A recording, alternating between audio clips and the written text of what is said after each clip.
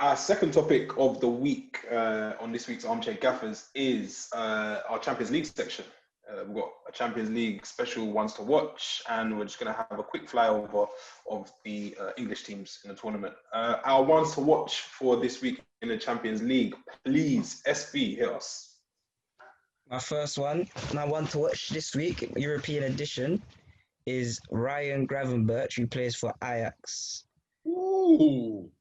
Baller, dictation in the middle. All I'm gonna say is dictation. You're gonna see him. I think they're playing Liverpool this week. He should be starting this week anyway, so you'll see him this week. Yes. That's my one to watch this week. Okay, so we're looking out for a young Ajax midfielder. Scorch, who is your one to watch this week? Who's this unknown gem who we haven't heard of? Who are you going to open our eyes to? Do you know what? I think sometimes, we can get sucked into trying to every time trying to find this new sick player. But sometimes there's the quality already there, but it's like you forgot. And I've mentioned this before, but Rakitic at Sevilla, I'm really, really, really interested to see if he can roll back the years a bit, because he's got a lot less graft to do, and his quality will shine more, I think, in the Sevilla team. And he's a slight upgrade on Banega. So I feel like Sevilla are such a Europa League team, and I don't mean that in a derogatory sense, but just being real, that's where they're at home. I feel like this is the kind of signing, and this could be the kind of signing where it kind of makes them competitive in the Champions League. I'm not saying I see them going to the final or anything like that, but this might be the thing that gets them out of the group stages, maybe. Fair play, Ivan Rakitic from Scorch. And Jess, who is your Champions League one to watch for this week? Guys, sometimes I think I'm the only one in this team that actually does proper research. Do you know what I mean? I feel like I'm the only one that takes this seriously sometimes. And you guys just pull names out of a hat, whereas when it comes to me, I really delve deep into European football and see who's really pulling strings. On the continent. The continent. So, having said that, the player I've chosen this week is a young Swede, Swede by the name of Emil Forsberg. Now, if you want to see a dictator, a modern day dictator in the midfield, pulling strings, last time I said Papu Gomez, one level up from that, Emil Forsberg, 28 years old, so he's not that young. He's in the peak. Leipzig, and this week Leipzig are going to be playing Istanbul Besiktas, and you have a chance to show you guys what it's really about. Sometimes he plays attacking mid, sometimes plays in the false nine role for Leipzig. The guy's just an all-round boss. Set pieces, penalties, free kicks, corners, you name it, he's got it. Emil Forsberg. Okay, a cultured shout from Jess. As you'd expect, Emil Forsberg. Look out for him at RB Leipzig in the Champions League this week. So the games that we decided to focus on include... Oh, sorry, I forgot my one to watch. My one to watch this week is... again, I haven't tried to... I haven't overcomplicated it. I'm going for Ciro Immobile. Oh, I like him a lot. Goal scorer. He is a goal scorer who, after, I guess, trying to replace Lewandowski at Dortmund, and I'd call it a failed move. He was supposed to go there and replace the big man, Lewandowski. And Sevilla. Yeah, it just didn't click there. But now he's found his feet at Lazio, and he'll be playing against Lewandowski this week. So I'm going to tell you, our Armchair Gaffers at home, to look out for Ciro Immobile. And don't forget, out-and-out goal scorer. Don't forget, last season, he was the top scorer in Serie A. Got golden boot. I think he got it across Europe. 36 goals. 30, yeah, he's got a lot of goals. Top scorer. And before we move on, let us know. We want to know who you're one to watch is this week in the Champions League. Yeah, hit the comments so we can look out for them. Yeah, man. Because Tuesday and Wednesday we're locked in. The first game that we're going to talk about is PSG Man United. PSG are coming off the back of a 4-0 win against Nîmes on Friday night. They've won 5 on the bounce in Ligue 1, but for some reason Tuchel's job is still in doubt. United and Ole can't say the same, but we scored 4 against Newcastle on Saturday with players rested. How do we see this one playing out? It's being dubbed as the revenge mission for PSG, following that comeback in the 18-19 season in the round of 16. So yeah, how do we see this one playing? United are no mugs. And I think PSG will be taking this game very, very seriously. But they're going to want revenge. Will that work in their favour? Will it work against them? I'm not too sure. But I don't expect a high-scoring encounter. I don't expect a 4 or a 3-1 or 4-0, anything like that. I think it'll be a cagey game because PSG will know United are dangerous, very dangerous on the counter-attack. So I expect a very cagey affair. And my prediction of this game is a 1-0. 2. PSG, sorry. Okay. Cool. Scorch? There's something I feel like has just gone under the radar this whole time we've been. Is the game not patterned for Cavani to come and do something mad? Oh yeah. His quarantine ends today, and we are recording on a Sunday this week. So he is now allowed to link up and train with his United teammates, following being in quarantine for 2 weeks. But has Ole got the cojones to throw this guy in at the deep end? And Martial is allowed to play, although he's on a ban in the Prem for 3 games for violent conduct. So that could throw up a little bit of a predicament for Ole, but a predicament that managers love. It's a good problems. Yeah, as they say. You know what? One thing though, I think is probably it goes like when people look at PSG, they look at they would look at Thiago Silva. This is before he moved, obviously. Thiago Silva, Neymar, Mbappe, Cavani. They look at all of these things. Verratti, bit cold. Verratti may be a bit too cultured for some, but I'll throw in Verratti. I feel like one of the things that always goes unnoticed, Di Maria. Di Maria is crucial to their whole thing. He doesn't get his flowers, does he? No. And I think he was he injured? He's been injured or something. I'm not sure. In recent. I watched the other day. But I feel like if Di Maria doesn't play, Man United's chances increase. Be interesting game anyway.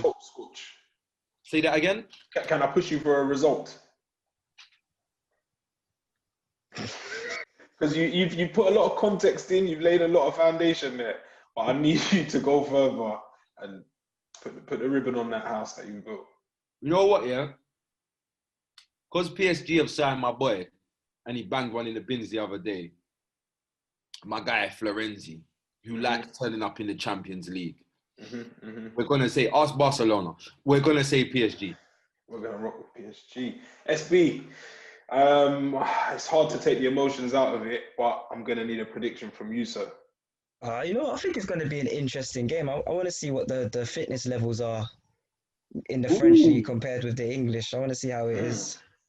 Because I don't think the French league is as intense, but some will say it's the Farmers League, but some will say it's not because they had two finalists they had last year, I think they had in Europe. I'm not going for I won't ever say the Farmers League. I won't say that. I wouldn't either, but PSG, I don't think they've had intense games like United have had. So it'll be a good game, but I reckon I'll go for a 1-1 draw.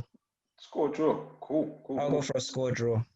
Fair play. Moving on to Chelsea and Sevilla. Chelsea host Europa League holders Sevilla in Group E on Tuesday at Stamford Bridge. Sevilla lost 1-0 to Granada this weekend, and they're in a mixed vein of form.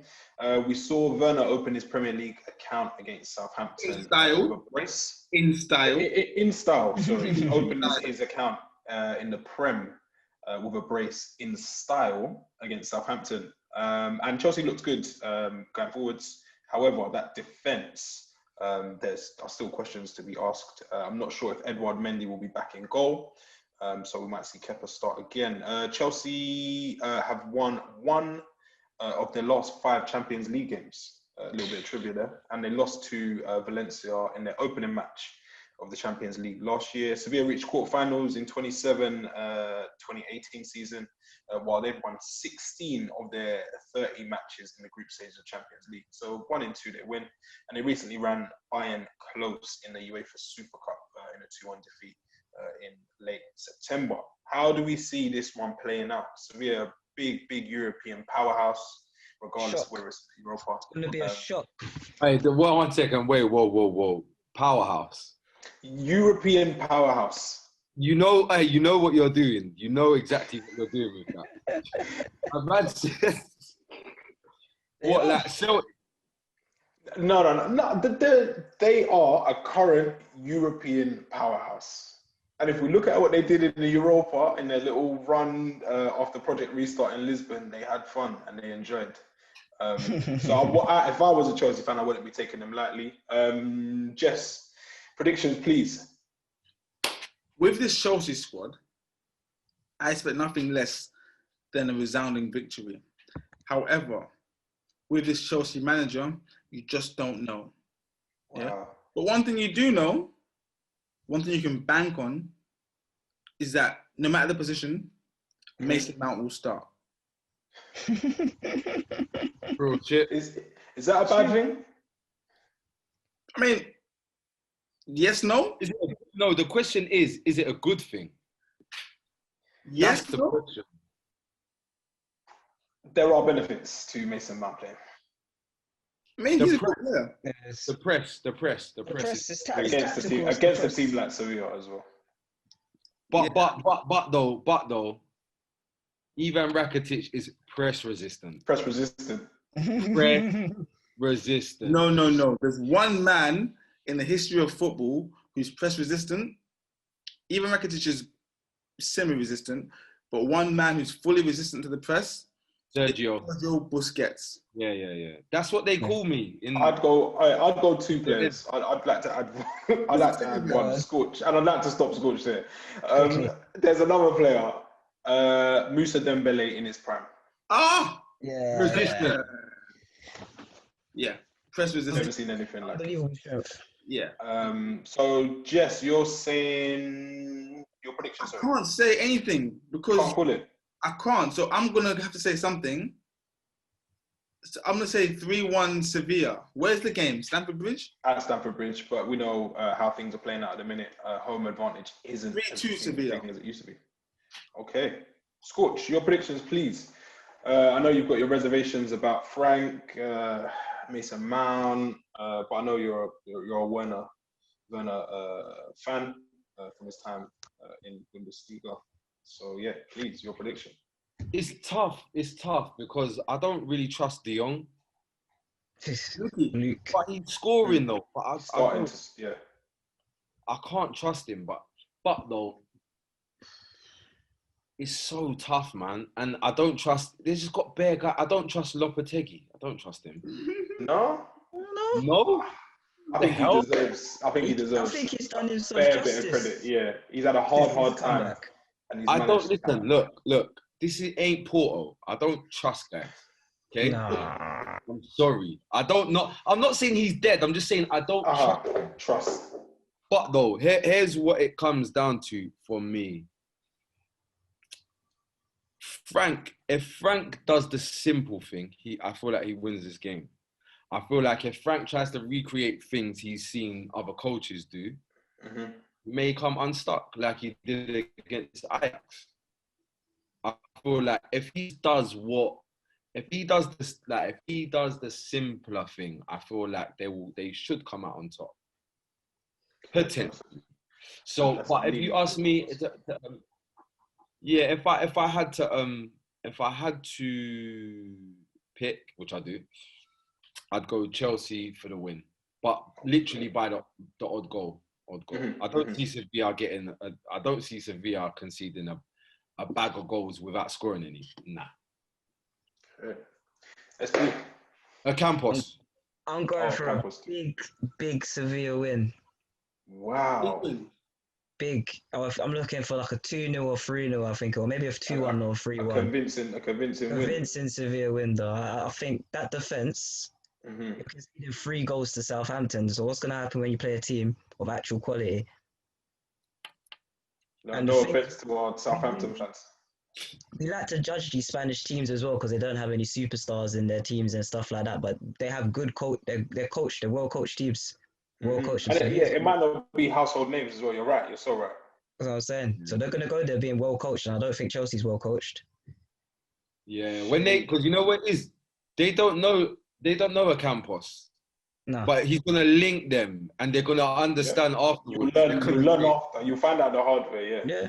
They'll be like, right, that a Campos guy, he's right, that guy, you know. Yeah. He starts popping up in WhatsApp groups and whatnot. He's been a guy. You get me? But yeah. 3-1 Sevilla. Wow, mixed bag. Cool. Looking like Sevilla take the dub on that one. Man City and Porto. Man City have played Porto. Have won in their previous meetings. It was a 2-1 win away and a 4-0 win at home in the last 32. And this goes back to 2011-2012 season. Porto, little bit of trivia, haven't won their opening game in their last 4 Champions League campaigns. They'll be hoping to put that right on Tuesday. City have won, lost, and drawn their last games in all comps. As such, it's fair to say they aren't in great form. Porto drew 2-2 yesterday against Sporting Lisbon in the Premier League and currently sits second in the Portuguese top league. Man City, Porto, I'm imagining a clean sweep here. Nothing else but a Man City win. Full house. Scorch hasn't put his cards on the table yet. Don't. Look, I'm gonna be so real with you lot, yeah. Every single season, I watch Porto for one thing, just to see who's gonna be the new guy that I didn't know about. And I would bet money that Porto's gonna have somebody that stands out. Whether the question is he gonna stand out enough to impact the scoreline? Because for me, Aguero's not fit yet. No. Aguero's not fit yet, and I'll be honest, they didn't really look like scoring against Arsenal. Arsenal didn't look like winning the game, and City looked like they had another gear, but they weren't really. I feel like if they start in a similar vein against Porto, they could find themselves in problems because Porto ain't Arsenal. One thing I do know is they will have a goal. They will have a goal, and who knows what happens? They've got a fullback that I'm so interested to see. Is it Corona? Manuel Corona. Yeah. Bro, every time I see this kid, he's just traveling. And I look and I think, depending on what they do, like with their fullback City, this could get techie because I know man like to try. I know Pep likes to do clever stuff. I'm gonna bring my fullbacks inside, or I'm gonna Send play mids, man. Yeah. Yo, could come unstuck, but I'm gonna go with City. Cool. We went the long way around there, but I've got a full house eventually. But there's a little warning sign there still. Okay, so City look like they'll take that against Porto. And then the last game we're going to touch on is Ajax v Liverpool. How many times do you think Ajax and Liverpool have played each other in European competitions? 2 big names with European heritage. 3. How many times? Jess has gone for 3. 9. SB's gone for 9. I don't ever recall seeing a Liverpool Ajax fixture. Back in the day. They have only met 3 times. Jess, I don't know how you do it. How? But you continue to do it. Congrats on that. Both your gaffer of the week below. I don't know, mate. I don't know how you know that. That's amazing. Jeez. Yeah, SB, we need to. It's easy. I'll tell you how I do it. In my lifetime, I recall them playing twice, and that was the year Lucas Moura scored the hat trick, or whatever it was. So I know they played at least twice. And I just guess Lucas Moura. Lucas Moura? No, not Lucas Moura. I'm thinking about Tottenham. So you gambled. So it doesn't matter what your it doesn't matter. You can't give him a vote for the 3 now because he showed his working out. Sorry, 1 second. I would just like to say, vote for your gather of the week down below. Right now. So yeah, this is only the 3rd time Ajax and Liverpool have played each other in Europe. Sounds crazy. Salah has scored in 4 of his last 7 European away games. I guess Klopp will be hoping that trend continues. Ajax won 5-1 today in Eredivisie against Heerenveen. A Dusan Tadic brace contributed to the 5 goals. I guess it feels like an age ago since Ajax had that exciting team that made it to the semis against Spurs and fell short. And I guess they've lost a load of players since then, including Van der Beek, De Jong, Ziyech, and De Ligt. Can we envisage anything other than a Liverpool win, even without Virgil van Dijk? No. No. I mean, Ajax haven't got the names they had a couple of years back. They've got Dusan Tadic still. They've got David Neres. Neres is fit again, which is like a new signing. Gravenberch. I'm gonna put my neck on the line and say it. I see a draw. High scoring draw. I see a draw. I don't think Ajax rate them. And I don't think they have reason to as well. Don't give it a go. Okay. And this is at the Ajax Arena.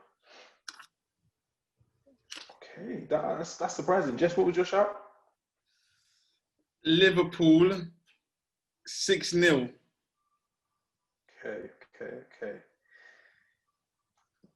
Can I just ask one thing? The fuck? Can I? That's rocked me. Hey, Jess, go big or go home. Yes. Hey. And he's already home. Can I ask? Yeah. Do you not see Liverpool putting that the team like similar sort of team to what they put out this weekend? They haven't got a choice. They ain't got a choice. That doesn't bode well for me. They ain't got a choice. Like, also Naby Keita. I feel like Wijnaldum was going to get a run. James Milner, Tsimikas, Jota maybe, but I don't see them doing that. Wijnaldum probably start as well. He got rested, didn't he? But I saw something about Thiago before we come on air, that he had to go to hospital for, I think, a scan or something. There was some injury that he picked up and he needed to be checked on, but supposedly it's not as bad as they first feared, but he might not even play against Ajax on Wednesday. Guys, welcome to the Prem, son. Welcome to the Prem. Also, guys, sorry to segue backwards, yeah, but while we've been recording this, the Leicester Villa game has ended. What? Mm-hmm. Oh, not before it should have ended, or like it's ended on time. No, it's ended. And the result? And it's a 1-0 win. For you're not gonna say it. You're not gonna say it because I kind of dissed Dean Smith a little bit, and Chris Wilder's struggling right now. Well, mate, the Wilder shot's coming back around soon. Dean Smith's done it again. Last minute signing, Ross Barkley, 90th minute winner. Oh, wow. Fair play. Moments like these, we live for those. That's strong. We do. Get Leicester out the top 4 and 6 anyway.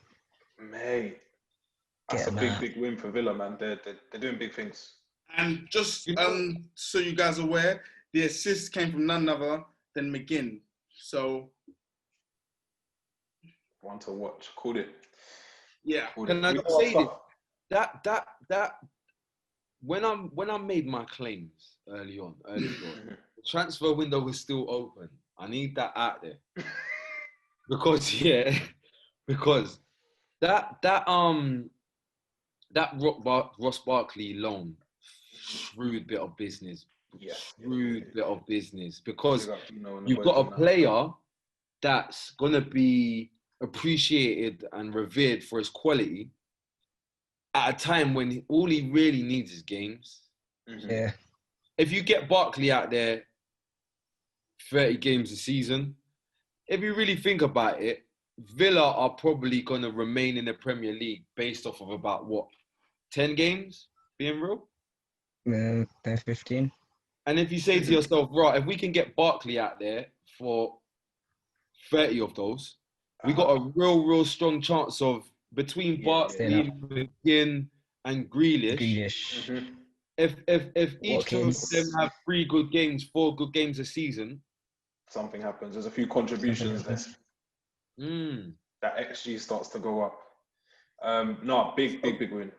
Also, Scorch, we were talking earlier, and you said something to me which I found hard to believe at the time. You told me that Pep Guardiola, sorry to go back here, it's only just come back to me. Pep Guardiola spent like a lot of money. What was the figure? Bro, I saw this, yeah. Jess, I'm gonna send you the picture. I had to take a picture of it when I saw it. And I couldn't. I was thinking, I must be like, like there must be something I'm missing. Like, bro, I think the stat said, let me just check. I'm sure it said he spent 820 million pounds. Thousand. No, not you're talking about his wages. I'm talking about transfer fees. 820 million pounds, which is obviously impossible because FFP will not allow this. Financial fair play not allow this. The boss case. That's what I thought. Remember, they were supposed to not be in the Champions League, but then they got licked down by Lyon. And he was doing that clever shit when he tried to change the system. But that's irrelevant. That's not what we're talking about. What we're talking about is 820. Because this is the thing, yeah? I understand Pep is a great... Oh, can you not hear me? Yeah. Yeah, I understand Pep is a great coach. He's a revolutionary. All of these things. But these things are kind of easier with 820 million pounds to spend. So hold on. Pep, how many seasons is that? He's had 4 full seasons, right? He's into his 5th year. This is you're telling me he on average is spending 204 million pounds in a calendar year every year. So he's buying Mbappe every year. Yeah. Pep Guardiola buys Mbappe every year. Project Mbappe. It is a stupendous amount of money that I guess growing up we never thought we'd ever see people spending that much. I remember when Alan Shearer, I think he went for 15 million and he was like the world's record signing. So yeah, seeing this amount of money thrown around all of the time is bonkers. I want to say something, Dan, real quick. Yeah. Like, I'm a big Guardiola fan. Yeah. And when he went to City and there was and he got Sterling and there was a supposed upturn in Sterling's form and fortunes, people said that Guardiola improves players. And whenever you talk about Guardiola improving players, the player that springs to mind is Sterling. Okay? But then I thought, like, the sign of a coach really improving players would be perhaps to bring players that are unknown, who haven't paid £50 million for through the academy. And when we look at it like that, the only ones that spring to mind are young Phil Foden and maybe Zinchenko. But because you can't really say you improved Sterling because that's a player who was bought for £50 million. So he must have already been good. I mean, you're not going to potential. That wasn't a punt. That was a well thought out, calculated, scouted transfer. Exactly. But hold on a second, and it goes further back than that because this idea that we have, there's like a common opinion that people have in football circles or whatever about Pep being this guy that improves players, but I look at that. You hear on Sky Sports quite a lot. You hear like people like Jamie Redknapp and that. They say, that Pep team that had Iniesta and Xavi and Busquets and Lionel Messi. Slow down. Iniesta didn't get bust under Guardiola. Messi, the same. Xavi, before way before. They played together. Puyol, way before. PK, left and come back. Pedro, yes, that's your guy. I give you that one. That's your guy. But the ones that people believe that they was already doing that stuff before. There's fortune there. Did he add a style to that team which we hadn't seen before and which he could probably own? I'm going to lean towards saying yes. Of course he did. Of course he did. So but that's not the same thing. Discount. That's not the same thing, yeah, as creating these diamonds from a lump of coal. No, yeah. They was cold before. Mm-hmm. Like Lionel Messi was 19. Bro, Lionel Messi was 19 in the Barca squad before. Yeah. So what are we thinking of Pep's spending and his time at City so far? Let's say he goes on to win the Prem again this year, no Champions League, and decides to walk away from it all. How are we ranking his time at City? It's a success. If he wins the Prem again, it'll be a resounding success. But I would like to see Pep do it on a cold, windy night at Stoke. With no money. Okay. with Rory Delap as his assistant, yeah? Yeah. And Sammy Lee as his first team coach. Yeah? Okay. That's when we see the real Pep. Do you know what my answer to this question is? My answer to this question is, however you view PSG's last 3 years, if you view PSG's last 3 years as a success, then yeah, cool. He's a success. But I am adamant. I am absolutely adamant. When Man City signed Pep Guardiola, they were already winning the league. They were already winning the FA Cup, and they were already winning the League Cup. What they didn't do is sign Pep Guardiola and give him £820 million over 4 years to just bring them the same thing. The same stuff. What about get knocked out of the Champions League for fun? 1 year by Tottenham, the next year by Lyon. I'm certain that they didn't bring him in for that. We're not going to give any weighting or, I guess, congratulation to the fact that they did it in a manner that we hadn't seen before, breaking. I don't care about that because I saw Ancelotti. Record. Who cares? We saw Ancelotti rip up the Prem with Chelsea. I don't care about that. Who cares? Not in the same manner, no. Bro, I don't care. I don't care if you want to see Pep win the Champions League. You're just doing something that somebody already done. But what are you trying to do? You're trying to win the thing that we already know how to win. Better. You're not here for that. You're here to take us further in the Champions League, and you're not doing that. So don't tell me that you. It's like, bro. It's like, to me, it's like, okay, then let's call Arsenal successful then, because they win the FA Cup. That's cool. That's wicked. We know that that's not the bottom line of what they're trying to do. So why is it when we look at some clubs that we gauge their, oh no, this is fine for you to not achieve your targets, but it's different for other clubs? I don't understand that. Why do we look at Arsenal coming 8th and winning the FA Cup like it's not progression, but Man City can spend endless amounts of money and get nowhere near winning the Champions League? But that's cool.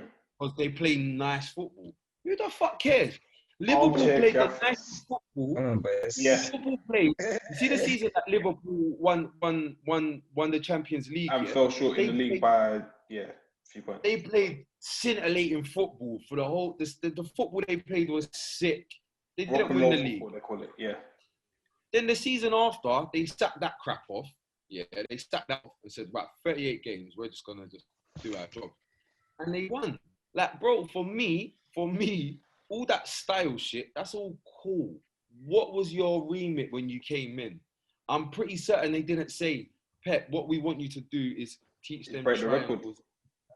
And what we want you to do is reinvent the wheel and put full back. They didn't say that. They said, go win the Champions League, son. This is your war chest. You go buy what you need and you bring that Champions League home. He said, all right, cool. Here's the League Cup. SB, do you disagree with Scorcher on his review of Pep's time at City so far? Is he wrong? Shouldn't we celebrate the 100-point breaking the 100-point barrier, or I've been is screaming there truth Pep in what he's saying? Guardiola is overrated for the longest of times. When he was at Bayern Munich, I've been screaming he was overrated. Because that you got to think that Bayern Munich team won the Champions League. I think like a Treble winning season team. ago. Season ago, he's just come there and he's just fucked everything up. He's all right, cool. He's won the league. All 3 right, cool. times. That's fine. All right, cool. But they've got no one else in that league anyway. It's just them playing themselves. So he's won the league with them. But when it comes to the Champions League, since that Barcelona team, which is probably arguably one of the best like teams ever, like in All football time, history, Mhm. like literally football history, he's done nothing. He's lost to Leon, like Scorch said. He's lost to Tottenham. He's lost to there's a game against Real Madrid. He lost to. I remember when he was at Bayern Munich, which he shouldn't have lost, which he crumbled in as well. That was another He's semi-final. They should have lost that game.